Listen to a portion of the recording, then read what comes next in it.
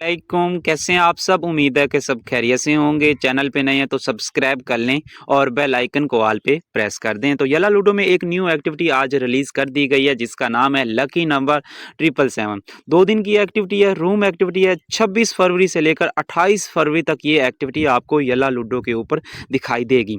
तो इसमें आपने ये 777 वाला लकी नंबर लेकर आना है और जो भी ये 777 वाला लकी नंबर अपने रूम में लेकर आएगा या किसी भी रूम में आपने लकी नंबर लेकर आना है ये वाला, ठीक है।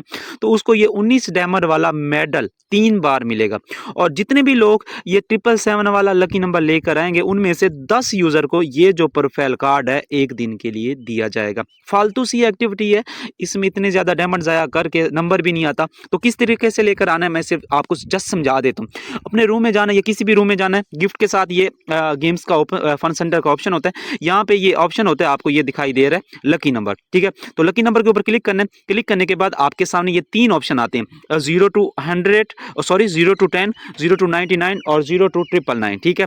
तो आपने यहाँ पे क्लिक करना है 0 to 999 के ऊपर, ठीक है। तो आपने यहाँ से एक लकी नंबर लेकर आना, जैसा कि मैंने अभी 215 लेकर आया हूँ। इसी तरीके से आपने यूज करते जाना है, तब तक यूज करना है जब तक आपका 777 ना आए। अगर आप उस गिफ्ट को हासिल करना चाहते हैं, अगर आप उस गिफ्ट को हासिल नहीं करना चाहते तो फिर छोड़ दें, साइड पे डालें, दफा करें, ठीक है।